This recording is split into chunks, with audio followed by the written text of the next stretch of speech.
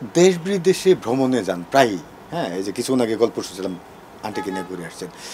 কারা আসলে দাওয়াত করে? কাদের দাওয়াতে যান? কেন ভাই বাংলাদেশে কি খাই না যে কারো দাওয়াত নিতে হবে? এটা কেমন কথা? আচ্ছা। আমি বলি বাংলাদেশের থেকে বিদেশে খরচ খুবই কম। এটা অনেক মূর্খ ব্যক্তিরা জানে না বা অনেক নির্বোধ ব্যক্তিরা জানে না। আমি তাদেরকে আজকে একটা বিষয় ক্লিয়ার করি। যেমন আমি কক্সবাজার আম্মুকে নিয়ে বেড়াতে গেলে আমার 1 লাখ টাকার উপরে চলে যায় যদি আমি 5-6 দিন মানে ঘুরি। আমাদের বাংলাদেশে কিন্তু কোনো একটা নরমালি যদি আপনি কক্সবাজার যান, নরমালি কোনো একটা যদি 3 স্টার স্ট্যান্ডার্ড মেনটেন করে যদি আপনি কোনো হোটেলে উঠতে চান তাহলে 5-6 হাজার টাকা মিনিমাম রুম ভাড়া। তারপর আসা যাওয়া প্লেন ভাড়া তো আছেই, 10,000-11,000 করে আপ ডাউন। তো ওখানে আবার আরও খরচ আছে। তো আমি যদি কক্সবাজারের মতো জায়গায় আমার 1-1.5 লাখ টাকা খরচ হয়, তা আমি এই 1-1.5 লাখ টাকা দিয়ে আমি চায়না ঘুরে আসতে পারি, মালয়েশিয়া ঘুরে আসতে পারি ইজিলি।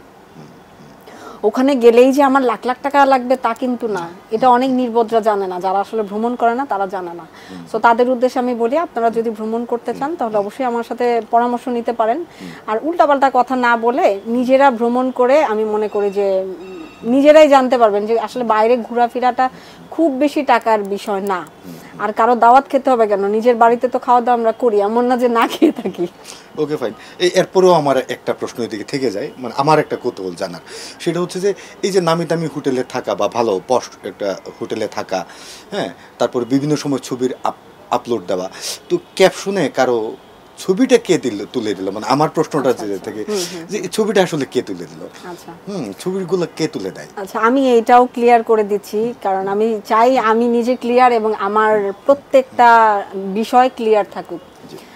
আমি ধরেন মালয়েশিয়াতে গেলে টাইম স্কোয়ারে উঠি। টাইম স্কোয়ারে কিন্তু আপনার বাংলা টাকায় মানে এখন আমি যদি এখান থেকে বুকিং দিয়ে যাই তাহলে আপনার পড়ে যাবে বাংলা টাকায় আপনার 200-250 রিঙ্গিত মিনিমাম। তো ওখানে আমাদের নোয়াখালীর একজন ভাইয়া আছেন মাসুদ ভাই, তো তিনি আমি একজন আর্টিস্ট হিসাবে আমার কাছে অনেক মানে আমাকে খুব ছাড় দেয়, লাইক ডিসকাউন্ট দেয়। আমরা যারা শিল্পী আর্টিস্ট আমাদের কিন্তু বিভিন্ন জায়গায় কিছুটা ডিসকাউন্ট থাকে। এটা আপনার একটা মানে বলতে পারেন যে এটা একটা গর্বের বিষয়। তো আমি যখন মালয়েশিয়াতে যাই তখন আমি টাইম স্কোয়ার উঠি, দূর থেকে মনে হবে টাইম স্কোয়ার উরি বাবা না জানে কি। আসলে টাইম স্কোয়ারে কিন্তু উঠি আমি, আমার কাছ থেকে রাখা হয় মাত্র 200 রিঙ্গিত বা 180 রিঙ্গিত। তো 180 রিঙ্গিত বাংলা টাকা আপনি হিসাব করেন 2500 টাকা, আর ওখানে ধরেন সব মিলায় 3,500-4 হাজার টাকা। তো 4 হাজার টাকা দিয়ে থাকা কোনো ব্যাপার? তার থেকে আমি বাংলাদেশে আরও এক্সপেন্সিভ। বাংলাদেশে আপনি কোনো হোটেলে যান, আপনার আম্মাকে নিয়ে একটা রুম নেন, দেখেন আপনার মিনিমাম 7-8 হাজার টাকা পড়ে যাবে। 10-12 হাজার টাকা তো পর্যন্ত। এটা হচ্ছে গিয়ে নিনজা টেকনিক। এই টেকনিক অনেকে জানে না, অবশ্য জানার কথাও না। তারপরে আপনার বাইরে যাওয়ার যে বিষয়টা, বাইরে আপনি যদি একটু বুঝে শুনে যান, আর যদি আপনি না বুঝে শুনে যান ধিপধাপ টিকিট করেন, লাইক কালকে আমার ফ্লাইট, আপনি যদি 2-3 দিন আগে করেন তাহলে আপনার টিকিট প্রাইস অনেক। আবার যদি 10 দিন আগে করেন তাহলে আপনি চিপে পাবেন, আর যদি 1 মাস আগে টিকিট করেন তাহলে আরও চিপ।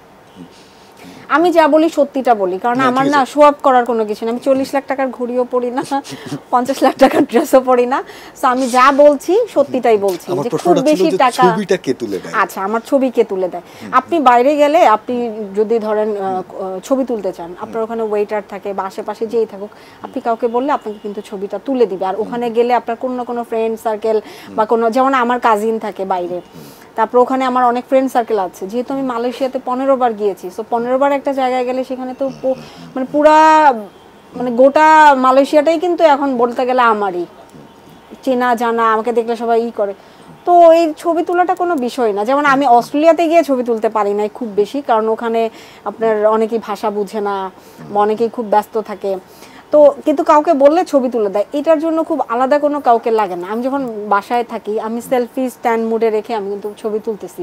আর এখনকার এই যুগে এসে যদি কোশ্চেন করা হয় ছবি কিভাবে তুলেন, এটা তো আসলে হাস্যকর। কারণ এখনকার যুগে আপনার সেলফি ক্যামেরা, সেলফি কি বলে স্ট্যান্ড আছে, তারপরে আপনার অনেক কিছু আছে, অনেকভাবে ফোনটা এক জায়গায় রেখে আপনি টাইমিং মুড দিয়ে ছবি তুলতে পারেন, ভিডিও করতে পারেন। তো এটা হচ্ছে গিয়ে সব কিছুই হচ্ছে নিজের মধ্যে। আপনি নিজে ভালো দেখবেন আপনার অন্য জিনিসগুলো ভালো লাগবে। আপনি যদি নিজে মনের মধ্যে শয়তানি পোষণ করেন দেখবেন অন্যরও শয়তানি মনে হবে। আমি সবসময় ভালো, এই জন্য আমি সবাইকে ভালোই মনে করি।